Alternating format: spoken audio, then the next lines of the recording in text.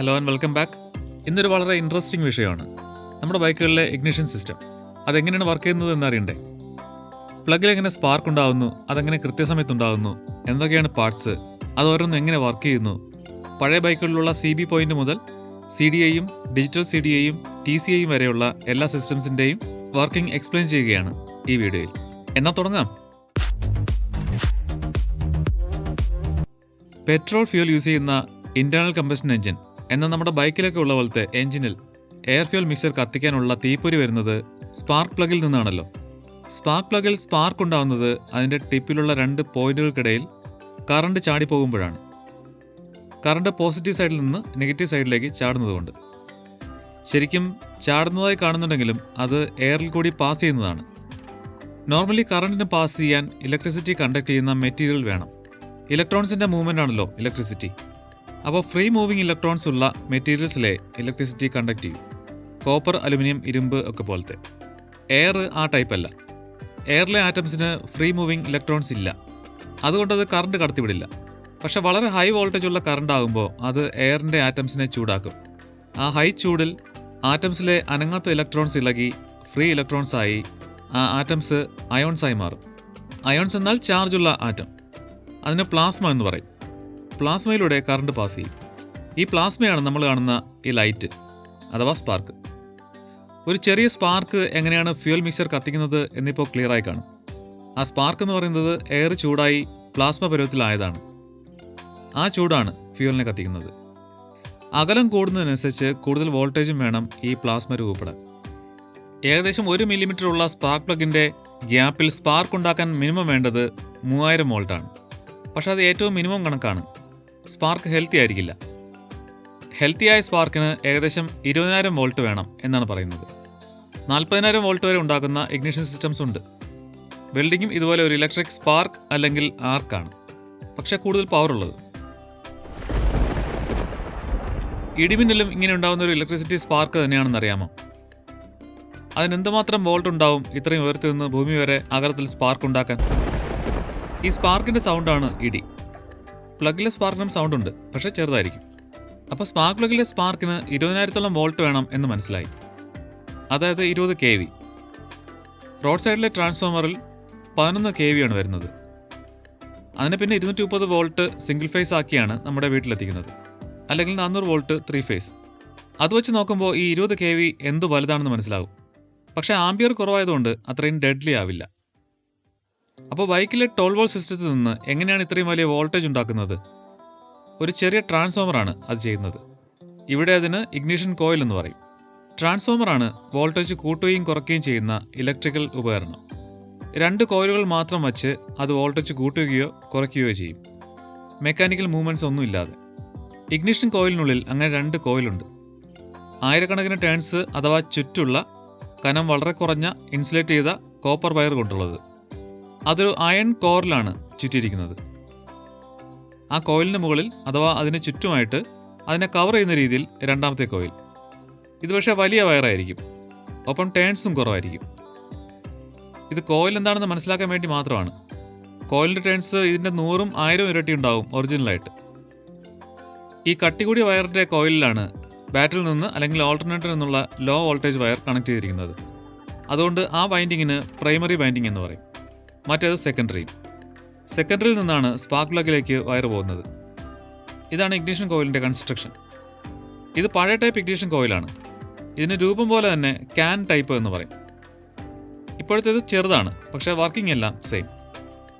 ഒരു വൈൻഡിങ്ങിൽ current pass ചെയ്യുമ്പോൾ അതിന് ചുറ്റും ഒരു മാഗ്നറ്റിക് ഫീൽഡ് ഉണ്ടാവുകയും ആ മാഗ്നറ്റിക് ഫീൽഡ് തൊട്ടടുത്ത് തന്നെയുള്ള അടുത്ത കോയിലിൽ ഒരു വോൾട്ടേജും കറണ്ടും പ്രൊഡ്യൂസ് ചെയ്യുകയും ചെയ്യും.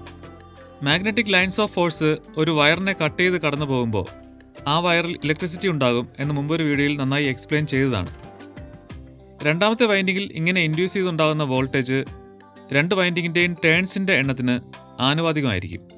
ഇപ്പോൾ പ്രൈമറി വൈൻഡിങ്ങിൽ 10 ടേൺസും സെക്കൻഡറിയിൽ അതിൻ്റെ 10 ഇരട്ടി 100 ടേൺസും ആണെങ്കിൽ പ്രൈമറിയിൽ കൊടുക്കുന്ന വോൾട്ട് അപ്പുറത്ത് 10 ഇരട്ടിയായി കിട്ടും. അതായത് 12 വോൾട്ട് കൊടുത്താൽ അപ്പുറത്ത് 120 വോൾട്ടായി കിട്ടും. അതാണ് ട്രാൻസ്ഫോമറിൻ്റെ പ്രിൻസിപ്പിൾ. അത് തന്നെയാണ് നമ്മുടെ ഇഗ്നിഷൻ കോയിലും. ഈ 12 വോൾട്ട് അപ്പുറത്ത് 12,000 വോൾട്ട് ആകണമെങ്കിൽ പ്രൈമറി വൈൻഡിങ്ങിൻ്റെ 1000 ഇരട്ടി വേണം സെക്കൻഡറി വൈൻഡിങ്. അതായത് പ്രൈമറി വൈൻഡിങ് 100 ടേൺസ് ആണെങ്കിൽ സെക്കൻഡറിയിൽ 1,00,000 ടേൺസ് വേണം. 24,000 വോൾട്ട് ആക്കണമെങ്കിൽ 2,00,000 ടേൺസും. വോൾട്ടേജ് എത്ര ഇരട്ടി കൂടുന്നോ അത്രയും ഇരട്ടി കറണ്ട് കുറയും. കറണ്ട് കുറവാണെങ്കിൽ വയർ ചെറുത് മതി. അതുകൊണ്ട് സെക്കൻഡറിയിലെ വയർ വളരെ നൈസ് മതി. അതുകൊണ്ടാണ് ഇത്രയും ചുറ്റുള്ള കോയിൽ അകത്തുണ്ടായിട്ടും ഇഗ്നീഷൻ കോയിൽ ഇത്രയും കോമ്പാക്റ്റ് ആയിട്ടിരിക്കുന്നത്. അപ്പോൾ സ്പാർക്ക് ഉണ്ടാക്കാനുള്ള വോൾട്ടേജ് ഇഗ്നീഷൻ കോയിൽ കൊടുത്തോളും. ഇഗ്നീഷൻ കോയിലിലേക്ക് ലോ വോൾട്ടേജ് കൊടുത്താൽ മതി എന്ന് മനസ്സിലായല്ലോ. അപ്പോൾ ആ ലോ വോൾട്ടേജ് കൃത്യസമയത്ത് കൊടുക്കുക എന്ന ജോലിയാണ് നമ്മൾ CDI എന്ന് കോമണായി പറയുന്ന സംഗതി. CDI ഇടക്കാലത്തെ സിസ്റ്റമാണ്. ഇലക്ട്രോണിക്സ് വളരെ മുമ്പ് CB പോയിന്റ് ഇഗ്നീഷൻ ആയിരുന്നു ഉണ്ടായിരുന്നത്, പഴയകാല ബുള്ളറ്റിൽ ഉണ്ടായിരുന്നത് പോലെ. കോണ്ടാക്ട് ബ്രേക്കർ എന്നതാണ് CB. അതൊരു മെക്കാനിക്കൽ സിസ്റ്റം ആയിരുന്നു. പിന്നെ CDI വന്നു, കപ്പാസിറ്റീവ് ഡിസ്ചാർജ് ഇഗ്നീഷൻ. അത് ഓൾട്ടർനേറ്ററിൽ നിന്നുള്ള AC കറണ്ടിലായിരുന്നു വർക്ക് ചെയ്യുന്നത്. അതിനുശേഷം ഡിജിറ്റൽ CDI വന്നു, ബാറ്ററി DCയിൽ വർക്ക് ചെയ്യാൻ കഴിയുന്നത്. അത് വന്നപ്പോൾ ബെറ്റർ ഫ്യൂൽ എഫിഷ്യൻസിക്കും പവറിനുമായിട്ട് RPM അനുസരിച്ച് ഇഗ്നിഷൻ ടൈമിംഗ് വ്യത്യാസപ്പെടുത്താൻ കഴിഞ്ഞു. പിന്നെ കുറച്ചുകൂടി സിമ്പിളായ TCI വന്നു, ട്രാൻസിസ്റ്റർ കൺട്രോൾഡ് ഇഗ്നിഷൻ. ഇപ്പോൾ FI വണ്ടികളിൽ എഞ്ചിൻ പ്രവർത്തനങ്ങളെല്ലാം കൺട്രോൾ ചെയ്യുന്നതിന് ഒരു ഇലക്ട്രോണിക് കൺട്രോൾ യൂണിറ്റ് ഉണ്ടല്ലോ, ECU. അതുതന്നെയാണ് ഇഗ്നീഷനും കൺട്രോൾ ചെയ്യുന്നത്. അതായത് ഇഗ്നീഷന് വേണ്ട വോൾട്ടേജ് വേണ്ട സമയത്ത് കൊടുക്കുന്നത്. TCI സിസ്റ്റം തന്നെയാണ് ECUനുള്ളിലും ഉപയോഗിക്കുന്നത്. CB points, CDI, digital CDI, TCI ഇതിൻ്റെ എല്ലാം വർക്കിങ്ങിൽ ചെറുതും വലുതുമായ വ്യത്യാസങ്ങളുണ്ട്. അപ്പോൾ അത് ഓരോന്നിൻ്റെയും വർക്കിംഗ് പ്രത്യേകം എക്സ്പ്ലെയിൻ ചെയ്യാം. കോണ്ടാക്ട് ബ്രേക്കർ എന്നാണ് CB എന്ന് പറഞ്ഞല്ലോ. ഇഗ്നിഷൻ കോയിലിലേക്ക് 12 വോൾട്ട് DC കൊടുക്കുന്ന ലൈൻ ഇടയ്ക്ക് കട്ട് ചെയ്യാൻ, ഓഫ് ചെയ്യാൻ ആണ് ഈ 2 കോണ്ടാക്ട്സ്.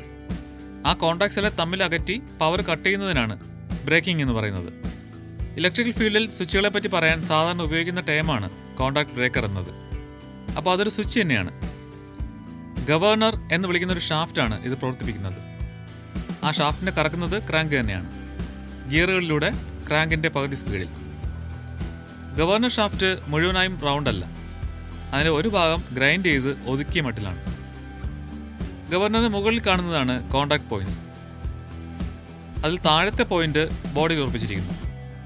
മുകളിലെ പോയിന്റാണ് മൂവ് ചെയ്യിക്കാൻ പറ്റുന്നത്. ഒരു സ്പ്രിംഗ് പ്ലേറ്റിലാണ് അത് നിർത്തിയിരിക്കുന്നത്. ആ പ്ലേറ്റ് അതിൻ്റെ വയറുമാണ്.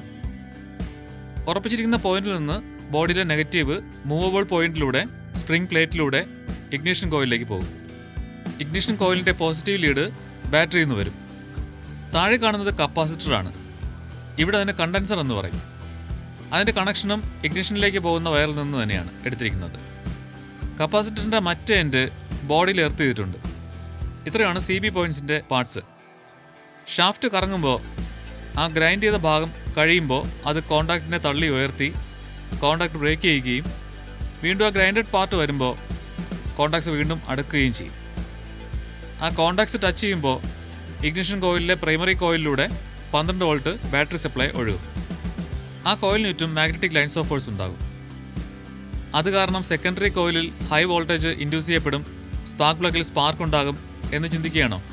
എങ്കിൽ തെറ്റി. ഡയറക്ഷൻ മാറുന്ന അല്ലെങ്കിൽ മൂവ് ചെയ്യുന്ന മാഗ്നറ്റിക് ലൈൻസിനെ മറ്റേ കോയിലിൽ വോൾട്ടേജ് ഉണ്ടാക്കാൻ കഴിയും. ഇവിടെ ഒന്നും മൂവ് ചെയ്യാത്തതുകൊണ്ടും ഡയറക്ഷൻ ചേഞ്ച് ചെയ്യുന്ന AC സപ്ലൈ അല്ലാത്തതുകൊണ്ടും സെക്കൻഡറി കോയിലിൽ വോൾട്ടേജ് ഉണ്ടാകില്ല. പക്ഷേ ഷാഫ്റ്റ് കറങ്ങി ഈ CB പോയിന്റുകളെ ഓപ്പൺ ചെയ്യുമ്പോൾ പ്രൈമറി വൈൻഡിങ്ങിലേക്കുള്ള കറണ്ട് ഫ്ലോ സ്റ്റോപ്പ് ആകുമല്ലോ. അപ്പോൾ മാഗ്നറ്റിക് ഫീൽഡും പെട്ടെന്ന് ഓഫാകും.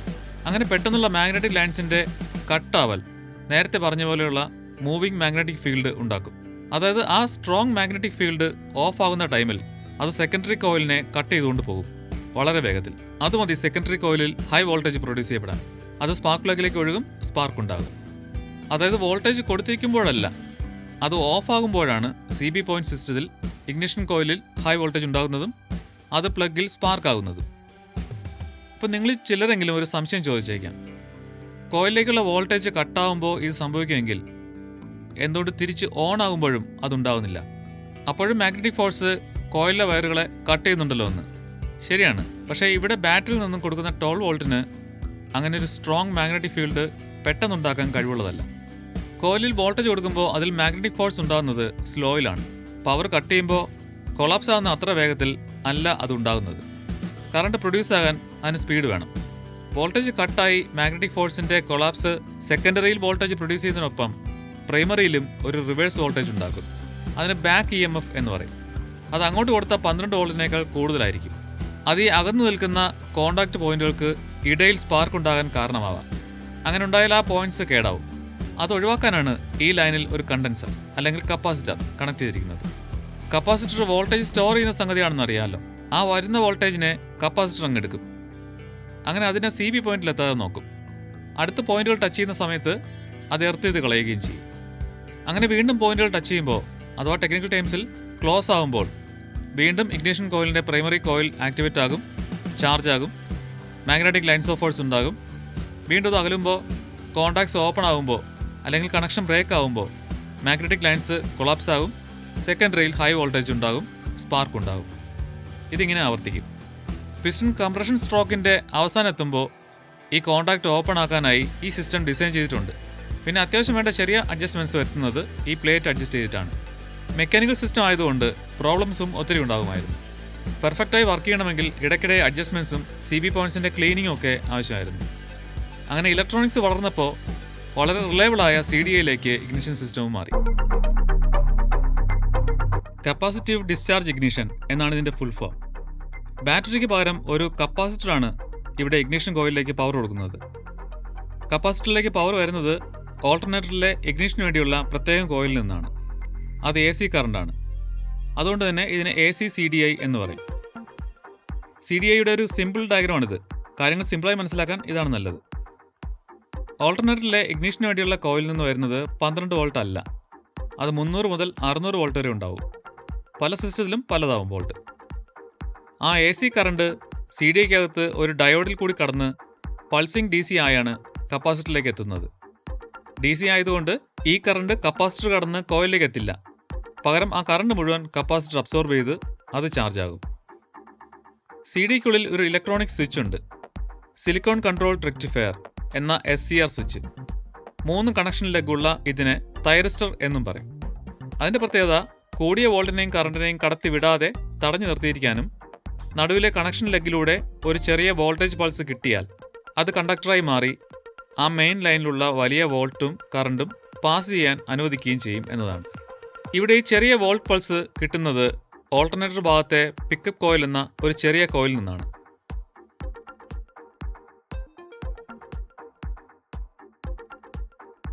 ഓൾട്ടർനേറ്റർ റോട്ടറിലെ ഈ ഒരു പ്രൊജക്ഷൻ പിക്കപ്പ് കോയിലിന് അടുത്തുകൂടി പാസ് ചെയ്യുമ്പോൾ അതിലെ മാഗ്നറ്റിക് ഫോഴ്സ് കൊണ്ട് ഈ കോയിലിൽ ഒരു ചെറിയ വോൾട്ട് പ്രൊഡ്യൂസ് ചെയ്യപ്പെടും. അതാണ് ഈ SCRനെ വർക്ക് ചെയ്യിക്കുന്നത്. സ്പാർക്ക് ചെയ്യേണ്ടത് എപ്പോഴാണോ ആ ടൈമിലാണ് ഇത് സംഭവിക്കുന്നത്. അപ്പോൾ ഈ SCR സ്വിച്ച് കറണ്ട് കടത്തിവിടുമ്പോൾ കപ്പാസിറ്ററിൽ അതുവരെ സ്റ്റോർഡായ ഹൈ വോൾട്ടേജും കറണ്ടും ഒറ്റയടിക്ക് ഈ ഇഗ്നിഷൻ കോയിലിൻ്റെ പ്രൈമറിയിലേക്ക് കടത്തിവിടും. നേരത്തെ കണ്ട CB സിസ്റ്റത്തിലെ പോലെ 12 വോൾട്ട് അല്ല ഇത്, 600 വോൾട്ട് വരെ ഉണ്ടാവുമെന്ന് ഞാൻ പറഞ്ഞു. ഇത്രയും കൂടിയ വോൾട്ട് ഒറ്റയടിക്ക് പ്രൈമറി വൈൻഡിങ്ങിലൂടെ പാസ് ചെയ്യുന്നത് അതിലൊരു സ്ട്രോങ് മാഗ്നറ്റിക് ഫീൽഡ് ഒറ്റയടിക്കുണ്ടാക്കും. അത് അപ്പോൾ തന്നെ സെക്കൻഡറി വൈൻഡിങ്ങിൽ ഹൈ വോൾട്ടേജ് ഉണ്ടാക്കാൻ പര്യാപ്തമാണ്. അങ്ങനെ ഹൈ വോൾട്ടേജ് പ്രൊഡ്യൂസ് ചെയ്യപ്പെടും. അത് സ്പാർക്ക് പ്ലഗിൽ സ്പാർക്ക് ഉണ്ടാക്കും. ഇത് CB സിസ്റ്റത്തിൻ്റെ നേരെ ഓപ്പോസിറ്റാണ്. അതിൽ പ്രൈമറി കോയിലിലെ പവർ കട്ട് ചെയ്യുമ്പോഴാണ് ഹൈ വോൾട്ടേജ് കോയിലിൽ വോൾട്ട് ഉണ്ടാകുന്നതും സ്പാർക്ക് ചെയ്യുന്നതും. ഇതിൽ വോൾട്ട് കൊടുക്കുമ്പോൾ തന്നെയാണ്, കൊടുക്കുന്നതും ഹൈ വോൾട്ട് തന്നെയാണ് എന്നാണ് അതിൻ്റെ കാരണം. കുറച്ച് മൈക്രോ സെക്കൻഡ്സ് കൊണ്ട് കപ്പാസിറ്റർ കാലിയാവും, കറണ്ട് നിൽക്കും, മാഗ്നറ്റിക് ഫീൽഡ് കൊളാപ്സ് ചെയ്യും. പക്ഷെ നേരത്തെ CB സിസ്റ്റത്തിൽ സംഭവിച്ചതുപോലെ സെക്കൻഡറിയിൽ ഈ സമയത്ത് വീണ്ടും ഹൈ വോൾട്ടേജ് ഇൻഡ്യൂസ് ചെയ്യപ്പെടത്തില്ല. വോൾട്ടേജ് കുറയുന്നത് ഒറ്റയടിക്കല്ല എന്നതാണ് കാരണം. ഇതിൽ ഇഗ്നിഷൻ ഓഫ് ചെയ്യാൻ കപ്പാസിറ്ററിലേക്കുള്ള പവർ സ്റ്റോപ്പ് ചെയ്യുക തന്നെയാണ് വഴി. പക്ഷേ അത് ചാർജിങ് കോയിലിൽ നിന്നുള്ള പവറിനെ ഇഗ്നിഷൻ സ്വിച്ചിൽ കട്ട് ചെയ്തിട്ടല്ല, പകരം അതിനെ ന്യൂട്രലിലേക്ക് എർത്ത് ചെയ്തിട്ടാണ്. അതായത് ഇഗ്നിഷൻ സ്വിച്ച് ഓൺ ചെയ്യുമ്പോൾ ആ കണക്ഷൻ ഓപ്പൺ ആവുകയും ഓഫ് ചെയ്യുമ്പോൾ അത് ക്ലോസ് ആവുകയാണ് ചെയ്യുന്നത്. ഈ കാരണം കൊണ്ട് തന്നെ ഇഗ്നിഷൻ സ്വിച്ചിലേക്കുള്ള വയർ ഊരിയിട്ടാൽ പഴയ വണ്ടികൾ സ്റ്റാർട്ട് ചെയ്യാൻ പറ്റുമായിരുന്നു. അപ്പോൾ AC CDI വർക്കിംഗ് ഒന്ന് ഒരുമിച്ച് നോക്കിയാൽ ഇഗ്നിഷൻ സ്വിച്ച് ഓൺ ചെയ്യുമ്പോൾ ഇഗ്നിഷൻ ചാർജിങ് കോയിലിൻ്റെ ഷോർട്ടിംഗ് മാറുന്നു. എൻജിൻ കിക്ക് ചെയ്തോ സ്റ്റാർട്ടർ കൊണ്ടോ സ്റ്റാർട്ട് ചെയ്യാനായി കറക്കുമ്പോൾ ചാർജിങ് കോയിലിൽ നിന്ന് 300 മുതൽ 600 വോൾട്ട് വരെയുള്ള ഇലക്ട്രിസിറ്റി CDIയിലേക്ക് എത്തുന്നു. ഡയോഡ് കടന്ന് DC ആയി അത് കപ്പാസിറ്റർ ചാർജ് ചെയ്യുന്നു. പിക്കപ്പ് കോയിലിന്റെ നേർക്ക് മാഗ്നറ്റോ റോട്ടറിന്റെ പ്രൊജക്ഷനുള്ള ഭാഗം കറങ്ങിയെത്തുമ്പോൾ അതിലൊരു ചെറിയ വോൾട്ടേജ് ഇൻഡ്യൂസ് ചെയ്യപ്പെടുന്നു. അത് SCRലെത്തുമ്പോൾ SCR സ്വിച്ച് വർക്കായി കപ്പാസിറ്ററിൽ ചാർജ് ചെയ്ത ഹൈ കറണ്ടും വോൾട്ടേജും ഒറ്റയടിക്ക് കോയിലിലെത്തുന്നു. കോയിലിന്റെ പ്രൈമറി സൈഡിൽ ഒരു സ്ട്രോങ് മാഗ്നറ്റിക് ഫീൽഡ് ഉണ്ടാകുന്നു. അത് ഇഗ്നിഷൻ കോയിലിന്റെ സെക്കൻഡറി സൈഡിലെ ഹൈ ടെൻഷൻ വൈൻഡിങ്ങിൽ ഒരു ഹൈ വോൾട്ടേജ് ഉണ്ടാക്കുന്നു. അത് സ്പാർക്ക് പ്ലഗിലൂടെ കടന്നുപോയി സ്പാർക്ക് ഉണ്ടാക്കുന്നു. സിലിണ്ടറിനുള്ളിലെ എയർ ഫ്യൂൽ മിക്സ്ചർ ഇഗ്നേറ്റ് ആകുന്നു. എഞ്ചിൻ സ്റ്റാർട്ട് ആകുന്നു. ഹൈ RPMൽ സ്പാർക്ക് ഉണ്ടാകുന്ന ടൈമിംഗ് നേരത്തെ ആക്കിയാൽ വണ്ടിയുടെ പവറും ടോർക്കും കൂട്ടാൻ കഴിയും. അതിനുശേഷം ഒരു പ്രോഗ്രാം അനുസരിച്ച് വർക്ക് ചെയ്യാൻ കഴിയുന്ന സിസ്റ്റം വേണം. അതായത് പ്രോഗ്രാം ചെയ്യാൻ കഴിയുന്ന ഒരു മൈക്രോ ചിപ്പ് CDIയിൽ വേണം. അങ്ങനെയാണ് ഡിജിറ്റൽ CDIയുടെ വരവ്. ഡിജിറ്റൽ CDIയിൽ എഞ്ചിൻ RPM, ത്രോട്ടിൽ പൊസിഷൻ ഇവയ്ക്കൊക്കെ അനുസരിച്ച് ടൈമിംഗ് മാറ്റാനുള്ള പ്രോഗ്രാം റൈറ്റ് ചെയ്ത് വയ്ക്കാൻ കഴിയുന്ന ഒരു ചിപ്പ് കൂടി ഉണ്ടാവും. അതാണ് പ്രധാന വ്യത്യാസം. അതിൽ ഇത്ര RPMലും ത്രോട്ടിൽ ഓപ്പണിങ്ങിലും ഇത്ര ഡിഗ്രി ടൈമിംഗ് അഡ്വാൻസ് ചെയ്യണം ഇഗ്നിഷൻ്റെ. തിരികെ ഇത്ര RPMന് താഴെ പോകുമ്പോൾ ടൈമിംഗ് നോർമൽ ആക്കണം. അങ്ങനെയുള്ള പ്രോഗ്രാം അതിന് ഇഗ്നിഷൻ മാപ്പ് എന്ന് പറയും. അങ്ങനെയുള്ള മൈക്രോ ചിപ്പും കൂടി ഉൾക്കൊള്ളിച്ച CDI ആണ് ഡിജിറ്റൽ CDI. ഇത് നേരിട്ട് DCയിൽ, അതായത് ബാറ്ററി വോൾട്ടിൽ വർക്ക് ചെയ്യുന്നതുകൊണ്ട് DC CDI എന്ന് പറയും. പക്ഷേ ഇൻപുട്ട് 12 വോൾട്ട് DC ആയതുകൊണ്ട് അതിനെ 300 മുതൽ 600 വോൾട്ട് വരെ ആക്കിയാലേ CDI രീതിയിലുള്ള സ്പാർക്കിംഗ് നടക്കൂ. അപ്പോൾ ഒരു ഇൻവെർട്ടർ കൊണ്ട് അതിനെ AC ആക്കി, ഒരു സ്റ്റെപ്പ് അപ്പ് ട്രാൻസ്ഫോമർ കൊണ്ട് വോൾട്ടേജും കൂട്ടി, വീണ്ടും ഡയോഡ് വഴി DC ആക്കിയാണ് കപ്പാസിറ്ററിൽ എത്തിക്കുന്നത്. അപ്പോൾ AC CDIയിലെ പോലെ കപ്പാസിറ്റർ ചാർജ് ആകും. പിക്കപ്പ് കോയിൽ നിന്ന് സാധാരണ പോലെ വോൾട്ടേജ് പൾസ് വരും. പക്ഷേ ഇത് നേരെ എത്തുന്നത് ഈ മൈക്രോ ചിപ്പിലേക്കാണ്.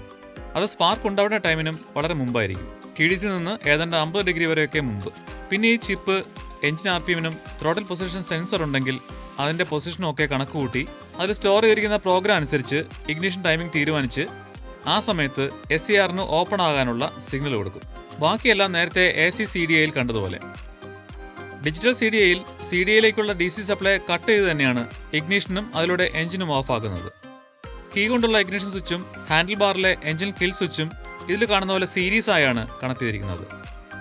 DCയെ AC ആക്കി വോൾട്ടേജ് കൂട്ടി കപ്പാസിറ്റർ ചാർജ് ചെയ്ത് ഇഗ്നിഷൻ കോയിലെത്തിക്കുന്ന കോംപ്ലക്സിറ്റി ഒഴിവാക്കാനാണ് ട്രാൻസിസ്റ്റർ കൺട്രോൾഡ് ഇഗ്നിഷൻ TCI കൊണ്ടുവന്നത്. TCIയിൽ ഇഗ്നിഷൻ കോയിലേക്കുള്ള സപ്ലൈ നിയന്ത്രിക്കുന്നത് ഒരു ട്രാൻസിസ്റ്റർ സ്വിച്ചാണ്. CDIയിലെ തൈറിസ്റ്ററിൻ്റെ ഓപ്പോസിറ്റാണ് ട്രാൻസിസ്റ്ററിൻ്റെ വർക്കിംഗ്. അതിലൊരു ചെറിയ കൺട്രോൾ വോൾട്ട് കൊണ്ട് അതിനെ ഹൈ വോൾട്ടും കറണ്ടും കടന്നു പോകുന്ന രീതിയിൽ ആക്കാമെങ്കിൽ ട്രാൻസിസ്റ്ററിൽ അങ്ങനത്തെ ഒരു കൺട്രോൾ വോൾട്ട് കൊണ്ട് കറണ്ട് കടത്തിവിടാത്ത സ്ഥിതിയിലാക്കാൻ പറ്റും. അതാണ് വ്യത്യാസം. അതായത് ഇഗ്നിഷൻ കോയിലേക്കുള്ള കറണ്ട് കട്ട് ചെയ്തിട്ടാണ് TCI സിസ്റ്റത്തിൽ സ്പാർക്ക് ഉണ്ടാക്കുന്നത്. അതെ, CB സിസ്റ്റത്തിലെ പോലെ കറങ്ങി തിരിഞ്ഞ് വീണ്ടും പഴയകാല ഇഗ്നിഷൻ രീതിയിലേക്ക് എത്തി. പക്ഷേ ഇലക്ട്രോണിക് ബ്രേക്കറാണ് എന്ന വ്യത്യാസമുണ്ട് ഇപ്പോൾ. TCIയിൽ നേരത്തെ പറഞ്ഞ പോലെ ഡിജിറ്റൽ CDIയിലുള്ള ഇൻവെർട്ടറും സ്റ്റെപ്പ് അപ്പ് ട്രാൻസ്ഫോമറും കപ്പാസിറ്ററും എല്ലാം ഒഴിവായി. ഇത് സിംപ്ലിഫൈഡ് ഡയഗ്രമാണ്.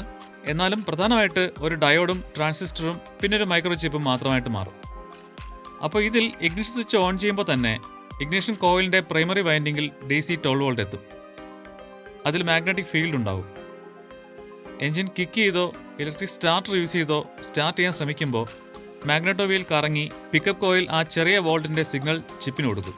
ചിപ്പ് സ്പാർക്ക് ഉണ്ടാകേണ്ടത് പിന്നെ എത്ര ഡിഗ്രി കഴിഞ്ഞ് വേണം എന്ന് നോക്കി ആ ടൈമിങ്ങിൽ ട്രാൻസിസ്റ്ററിന് സിഗ്നൽ കൊടുക്കും. ട്രാൻസിസ്റ്റർ കറണ്ട് സ്റ്റോപ്പ് ചെയ്യും. ഇഗ്നിഷൻ പ്രൈമറി വൈൻഡിങ്ങിലെ മാഗ്നറ്റിക് ഫീൽഡ് കൊളാപ്സ് ആവും. അത് സെക്കൻഡറി വൈൻഡിങ്ങിൽ ഹൈ വോൾട്ട് ഉണ്ടാക്കും, സ്പാർക്ക് ചെയ്യും. ഇതാണ് TCI ignition. TCI spark CDI സ്പാർക്കിനെ അപേക്ഷിച്ച് കൂടുതൽ സമയം നിൽക്കുന്നതാണ്. പക്ഷേ ഷോർട്ട് ആണെങ്കിലും കൂടുതൽ പവർഫുൾ സ്പാർക്ക് CDIയുടേതാണ്. പുതിയ TCI യൂണിറ്റ് ഇഗ്നിഷൻ മാത്രമല്ല, വണ്ടിയിലെ എല്ലാ ഇലക്ട്രിക്കൽ കാര്യങ്ങളിലും കൈകടത്തുന്നുണ്ട്. ഈ TCI യൂണിറ്റിൽ ഒത്തിരി വയറുകൾ വരുന്നുണ്ട്. വയറിംഗ് ഡയഗ്രം നോക്കുമ്പോൾ അത് ഹെഡ്ലൈറ്റ് സ്വിച്ചിൽ നിന്നുള്ള കണക്ഷൻസ് TCIയിൽ വന്നിട്ടാണ് ലൈറ്റിലേക്ക് പോകുന്നത്. പിന്നെ ക്ലച്ച് സ്വിച്ചിൽ നിന്നും സ്റ്റാർട്ടർ സ്വിച്ചിൽ നിന്നും ഒക്കെ ഇൻപുട്ട് TCIയിലേക്കാണ് വരുന്നത്. എന്നിട്ട് സ്റ്റാർട്ടർ റിലേ വർക്ക് ചെയ്യാനുള്ള കമാൻഡ് പോകുന്നത് ഇതിൽ നിന്നാണ്. സ്പീഡോമീറ്ററിൽ നിന്നും ഗിയർ പൊസിഷൻ സെൻസറിൽ നിന്നും ഒക്കെ TCIയിലേക്ക് ഇൻപുട്ട് വരുന്നുണ്ട്. പിന്നെ പിക്കപ്പ് കോയിൽ നിന്നും ഇഗ്നിഷൻ കോയിലിലേക്കും.